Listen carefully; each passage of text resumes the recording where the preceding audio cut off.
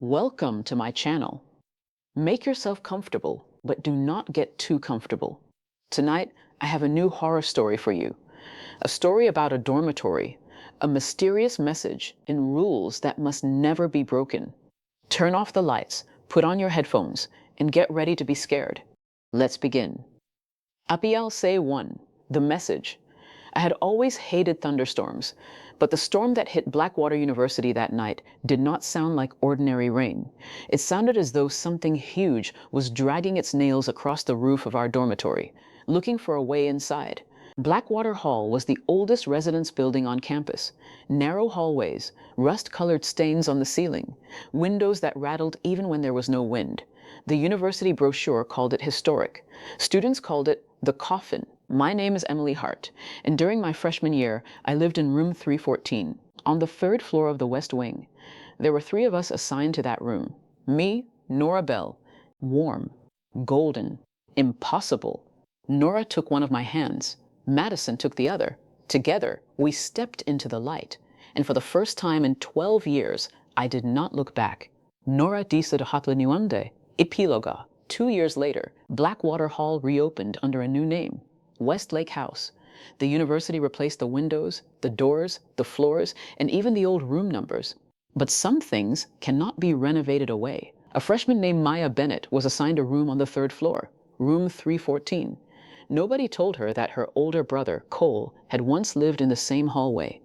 Nobody told her what happened during the storm 12 years earlier. On Maya's third night in the building, thunder rolled across the campus. At 10:47 p.m., her phone vibrated. DormLink had sent an emergency notification. There was no sender, no timestamp, only a message. If you are in room 314, open your window immediately. Do not get into bed. Do not trust the next message. Maya stared at the screen. Then her phone vibrated again. A second notification appeared. Please disregard the previous message. It was sent in error. Close your window, lock your door, turn off the lights. Lie down in your assigned bed and go to sleep. Outside, lightning flashed. For one brief second, Maya saw three girls standing in the rain below her window. One wore a denim jacket, one held a book against her chest, and the third was screaming something Maya could not hear, but she could read the words on her lips. Open the window, then the lights went out, and beneath Maya's bed, something slowly began to breathe. The end. You violated the rules. The rules killed us. You belong to this room. From beneath the beds came the sound of fingernails scraping against metal. Pale figures crawled out from the darkness. Tyler, Jessica, Cole, Ashley, students from different years, trapped in the same endless night. Nora came to stand beside me. What do we do? Madison lifted one hand outside the window. She pointed to the latch. Evelyn saw her. Do not open that window, she screamed. The emergency lights turned red. The figures on the floor rushed toward us. I grabbed the latch. It would not move. I pulled again. Nothing. Nora screamed as two shadowy hands caught her shoulders and pulled her backward. Emily, my phone lit up one final time. Final warning. Close your eyes. Return to bed. Go to sleep. You will be safe if you stop resisting. I looked through the glass at Madison. 12 years ago, I had chosen the message over her voice. I was not going to make the same mistake again. I grabbed the desk lamp and drove it into the window. The glass shattered. Cold storm air exploded into the room. Clean air, real air. Every shadow froze. Evelyn screamed as her body began to twist and dissolve like smoke caught in a violent wind. No, she shrieked. You must stay in your rooms. You must follow instructions. Nora tore free from the hands holding her. She staggered toward me. No, she said. We followed them long enough. Madison climbed through the shattered window for the first time. Norachi looked exactly as I remembered her. Wet blonde hair, denim jacket, silver star necklace, sad blue eyes. I could barely breathe. Madison, I am sorry. She looked at me gently. I should have believed you, I whispered. I stopped you from opening the window. You were scared. Because of me, you died. No, Emily, she said. We died because the people responsible for us cared more about controlling the situation than saving us. Behind her, Evelyn let out one final scream. Then the yellow raincoat collapsed onto the floor, empty. The figures around us began to fade one by one, not screaming, not fighting, simply disappearing into the clean night air. The doors in the hallway slowly opened. For the first time all night, I heard voices that did not sound frightened. They sounded relieved. My phone vibrated. One last message appeared. Emergency procedure canceled. Windows may be opened. Residents are free to leave the West Wing. The door to room 314 swung open. Beyond it, the hallway was filled with morning sunlight. Blackwater Hall lost power. A portable gasoline generator was activated in a partially enclosed maintenance area beneath the West Wing. Because of a damaged ventilation intake, carbon monoxide was drawn into the student rooms. At 10:47 p.m., Residence Director Evelyn Voss sent emergency instructions ordering students to remain inside, shut their windows, turn off the lights, and return to bed while staff assessed the situation. By the time emergency services were finally contacted, 12 students were dead. At the bottom of the page was a list of names: Emily Hart, age 19, Nora Bell, age 18, Madison Cole, age 19. The folder slipped from my hands. No! Nora climbed down from her bed. The moment she touched the newspaper clipping, her face collapsed. I remember, she whispered. Emily, I remember. And then, I remembered too, the real storm, the power failure, the dizziness. Madison returning from Ethan's dorm, banging on our door, begging us to open the window. She told us something was wrong with the air. She told us students in the hallway were collapsing, but I had received an official dorm link alert, an alert from the residence director. It ordered us to keep the window closed, to stay calm, to get into bed. I believed it. I thought following instructions would keep us safe. When Madison finally got into the room with her key, she ran toward the window. I grabbed her arm and stopped her. Then Evelyn Voss appeared in the doorway, wearing her yellow raincoat. Close that window, she ordered. Return to your beds. Help is coming. Help had not been coming, not yet. The university had waited too long to call emergency services, and by the time anyone realized how badly Evelyn had failed, we were already dead. I looked at her now. You killed us! Evelyn's smile disappeared. I maintained order. You knew the air was poisoned. I followed procedure. You ordered us to close the only thing that could have saved us. Her face began to distort. The skin around her mouth stretched unnaturally wide. You were supposed to remain calm. We were supposed to survive. Outside, Madison struck the window again. Evelyn turned toward her with pure hatred. She ruins this every year, she hissed. That was when I understood. Every year, on the anniversary of the storm, we woke up inside room 314, believing we were alive again. Every year, we received the same instructions. Every year, we obeyed. And every year, we died again inside a sealed room. But Madison remembered. Some part of her had never surrendered to the lie. She came back every year, trying to get us to open the window. And every year, the rules made her look like the monster. Evelyn stepped toward me. Return to your bed, Emily. I backed toward the window. No. Emily, she whispered, do you feel dizzy? I did. My head was throbbing. My thoughts felt slow and heavy. I had blamed it on fear, but now, as I looked at the sealed window, a different fear settled over me. Why did the rules want every window closed? Why did they want us lying still? Why did they want us asleep? My phone vibrated. Reminder, keep all windows closed. Residents experiencing dizziness should lie down and sleep. Nora stared at me. I think the rules are trying to keep us inside. Immediately, the phone flashed again. Rule 6, reminder, if anyone tells you the rules are wrong, do not believe them. The app had answered her. Someone knocked on our door. Once. A pause. Twice. Room inspection, a woman called from the hallway. I climbed down from the mattress. This time, nothing reached for me. I crossed the room and unlocked the door. A tall woman stood outside. Her gray hair was pulled into a tight bun. Her skin was so pale it looked blue under the emergency lights. She wore a resident staff uniform. Over it, she wore a bright yellow raincoat. There was no red identification badge, only an old silver nameplate. Evelen Voss, Residence Director. Rule 3, do not speak to anyone wearing a yellow raincoat. The woman smiled. Good evening, Emily. I said nothing. Her eyes moved past me toward Nora. And good evening to you too, Nora. She looked down at my bare feet. You have already violated the safety procedure. I tried to close the door. She stepped inside before I could stop her. Evelyn approached the beds and examined the ID cards one by one. Emily Hart, Nora Bell. Then she reached Madison's bed. Madison Cole. Behind her, Madison pounded against the window. Evelyn's face tightened. Do not look at her, she said. I could not stay silent any longer. Who are you? Evelyn slowly turned toward me. I am the person who kept order in Blackwater Hall. She walked to Madison's closet and removed a yellowed folder, a folder that had not been there minutes earlier. She placed it on my mattress. On the cover were the words, Blackwater Hall West Wing Incident, September 18th, 2014. Evelyn smiled again. It is time you remembered why you never made it to morning. BLOC4. Open the window. My hands shook as I opened the folder. Inside was a newspaper article. The photograph showed Blackwater Hall surrounded by emergency vehicles and police tape.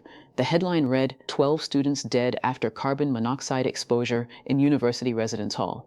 I stared at the date, September 19th, 2014.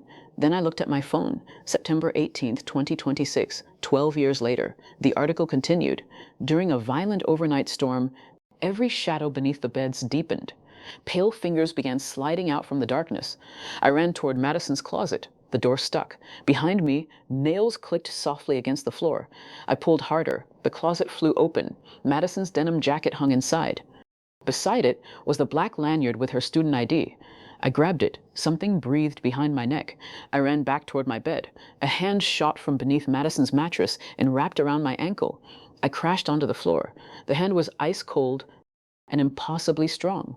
Against every instinct, I looked beneath her bed. There were faces in the darkness, pale students packed tightly together, their mouths open, their eyes completely black. Every one of them turned toward me at the same moment. I screamed. "Emily!" Nora shouted. The floor erupted with movement. Hands reached out from beneath every bed. Shapes began crawling toward me. Then thunder shook the building again. The grip on my ankle vanished. I scrambled to my feet, climbed onto my mattress, and pressed myself against the wall. Madison's ID was still clenched in my hand. I placed it on her empty bed. 3 beds, 3 cards. For 1 second, I thought we might be safe. Then my phone vibrated. Violation recorded. Emily Hart left her assigned bed after 11:17 p.m. The violating resident will be removed during inspection. Nora stared at the message. "No," she whispered. "No, there has to be another way." But the truth was obvious. I had followed the rules as long as I could, and they were still going to take me. Madison's denim counter and in Towndhurst. At midnight, the storm became completely silent. Rain still ran down the window. Lightning still flashed outside. But there was no wind, no thunder, no sound at all. The final instructions appeared. Room inspections begin at 12:15 a.m. When the inspector knocks, open the door immediately after the second knock. The authorized inspector wears a gray residence uniform and a red identification badge. Do not speak to anyone wearing a yellow raincoat. If the inspector asks you to open a window, refuse. As soon as I finished reading, something tapped against the window beside me. Once, twice. I turned my head. Madison was standing outside the window, 3 stories above the ground. Her blonde hair was soaked against her face. Her denim jacket was dark with rain, but she did not look monstrous. She looked terrified. She pressed both palms against the glass. Her lips formed 2 silent words. "Open it." I shook my head. Madison struck the glass again. This time, she mouthed, "Do not sleep." Nora coughed, a dry, painful cough. "My door is open," he said, sobbing. "I cannot reach it without getting off my bed." No one answered. Then his voice dropped to a terrified whisper. "There is something in the hallway." A long scraping sound traveled across the ceiling outside our room. Cole began breathing faster. "Oh God, it is crawling above the doors," he screamed. At that moment, the blue light beneath our door turned red. Rule 4. I pulled my blanket over my face. Across the room, Nora did the same. For a few seconds, there was only silence. Then I heard footsteps, not in the corridor, inside our room. Bare feet crossed the floor. 1 step, another. Then the footsteps stopped beside my bed. My mattress dipped near my shoulder. A female voice whispered close to my ear, "Emily, you need Madison's card." I held my breath. "I can get it for you." The voice sounded soft, kind. "All you have to do is look at me." I did not move. The pressure lifted from my mattress. The footsteps crossed toward Nora's bed. My phone vibrated beneath the blanket.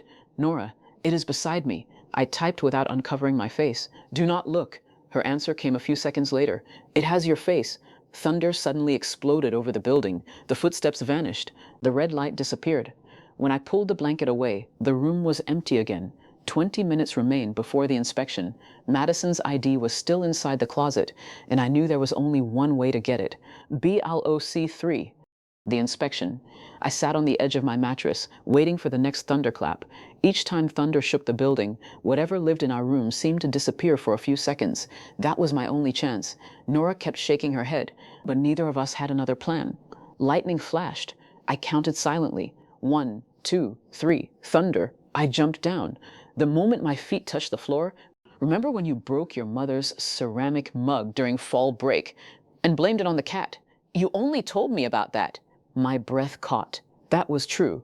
I had never told anyone else. I began to move toward the edge of the mattress. Nora's next message appeared before I could get down. It was a screenshot of the list of dead students. A new name had been added. Madison Cole left designated safe building during emergency period. Status deceased at 11:24 p.m. Outside the door, Madison knocked again. Harder. Emily, she whispered. I know you saw the list. I could not move. The list is wrong, she said. Open the door and I will prove it. The handle slowly turned. The lock held. Then another voice whispered beneath me. The same voice. Madison's voice. Do not listen to the one at the door. My blood ran cold. The whisper came from underneath my bed. She is not the real one, it breathed. I am already inside. Nora saw my face and grabbed her phone. Nora, what is it? My fingers barely worked. Madison is under my bed. Her answer appeared instantly. Do not look down. Something moved beneath my mattress. Slowly, fingertips scraped against the metal frame. Outside the door, Madison kept whispering my name. Beneath my bed, Madison whispered it too. Then the underside of my mattress lifted slightly. Once, twice, as if something below was checking whether I was still lying there. At 11:46, both voices stopped. A new notification appeared. Room inspections begin at 12:15 a.m. Place each student ID card on the corresponding bed. Rooms with missing residents will be cleared. Madison's student ID was still in our room. She always left it hanging on a black lanyard inside her closet whenever she visited Ethan. Her closet stood beside the door, too far to reach from either bed. I texted Nora, we need Madison's ID. She shook her head. You cannot touch the floor. If we do not have it, they will clear the room. Before she could answer, a boy's voice cried out somewhere in the hallway. Is anyone there? Please help me. I recognized him, Cole Bennett. More than 20 names. Then a scream came from the room across the hall. Help me! Someone is under my bed! A crash, a second scream, and then silence. My phone refreshed. Ashley Ford stepped onto floor after 11:17 p.m. Nora texted me, even though we were only a few feet apart. Nora, do not speak again. Do not get down no matter what happens. My hand shook as I typed back. What is happening? For several seconds, she did not answer. Then one message appeared. I think this has happened here before. A denominator, BLAC2. The rules. A new document appeared on DormLink. It opened by itself. Temporary survival rules for Blackwater Hall West Wing. Follow all rules until sunrise. Rule 1. After 11:17 p.m. Remain on your assigned mattress. The floor is no longer safe. Rule 2. If someone outside your room calls your name, do not answer. Rule 3. Keep every window closed and locked. If you hear tapping against the glass, do not look outside. Rule 4. If the hallway light turns red, cover your face and remain still. Rule 5.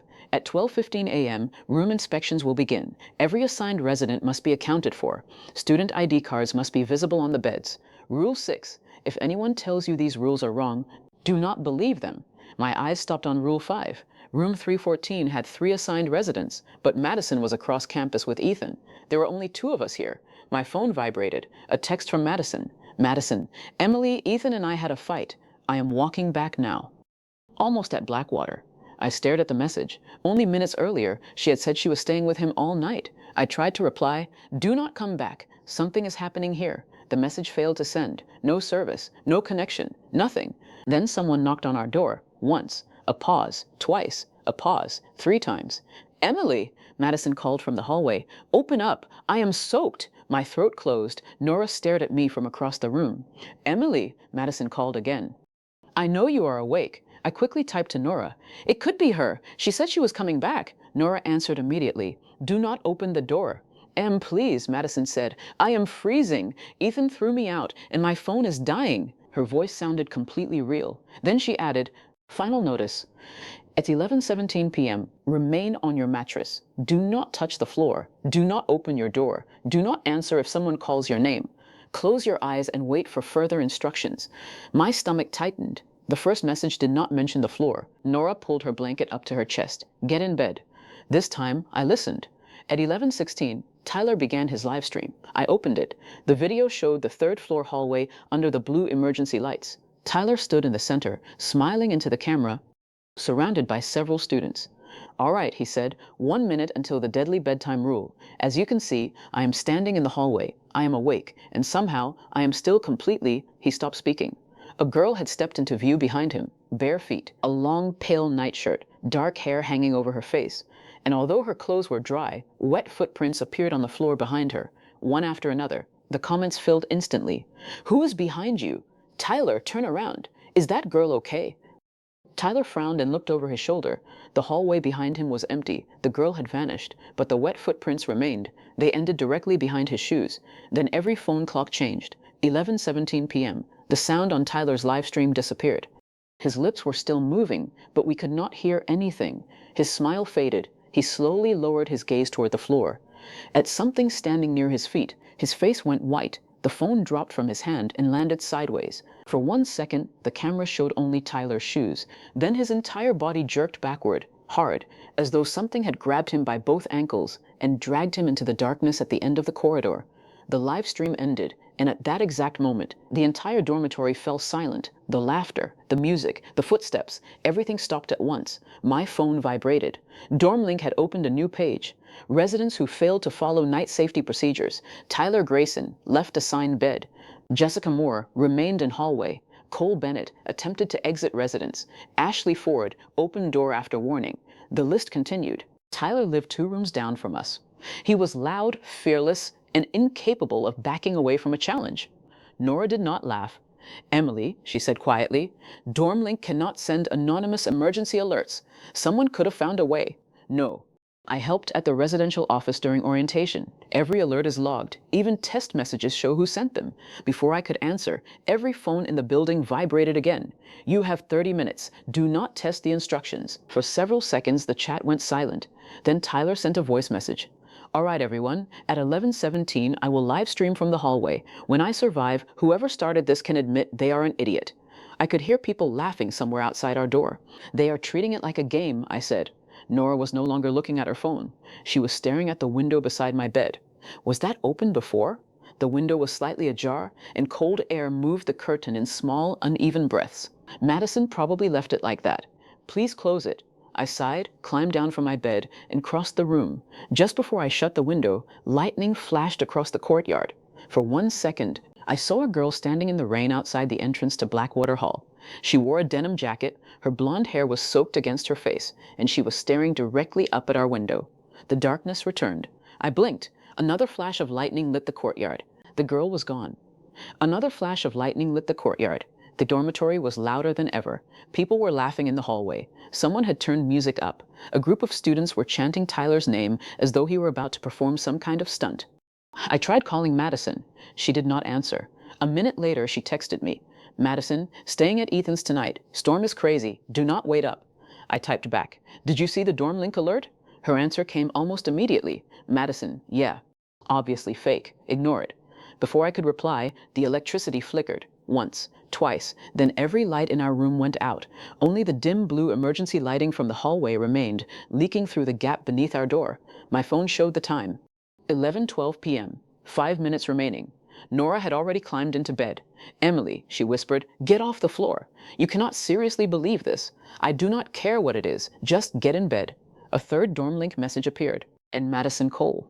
Nora was quiet and anxious, the kind of girl who noticed every creaking floorboard and always checked the lock twice before going to bed. Madison was the opposite. She loved parties, hated being alone, and spent most nights at her boyfriend Ethan's dorm across campus. That night, Madison had gone to see Ethan again, leaving Nora and me alone in the room. At exactly 10:47 p.m., my phone vibrated. A notification appeared from DormLink, the university residence app. Normally, it sent boring reminders about laundry machines or fire drills, but this message appeared on a black screen in stark white letters. "Attention residents of Blackwater Hall West Wing. Due to an emergency condition, all students must be in their assigned beds by 11:17 p.m. Close all windows, lock all doors, turn off all lights. Once you are in bed, do not leave it until morning. Students who fail to follow these instructions will not survive the night." For a moment, I stared at the screen. Then I laughed. "Nora, look at this. Somebody hacked DormLink." Nora picked up her phone. The same message was waiting for her. Within seconds, our floor chat exploded. "Tyler Grayson. Whoever wrote this needs a hobby. Jessica Moore." Is this some kind of prank? Cole Bennett. Why does the alert have no sender? Dorm link always shows the department name. I looked at the message again. Cole was right. There was no name at the top, no housing office, no security department, no time stamped, just the warning. Another message appeared in the chat. Tyler Grayson. At exactly 11:17, I am going to stand in the hallway and record myself. Let us see what happens. A few students reacted with laughing emojis.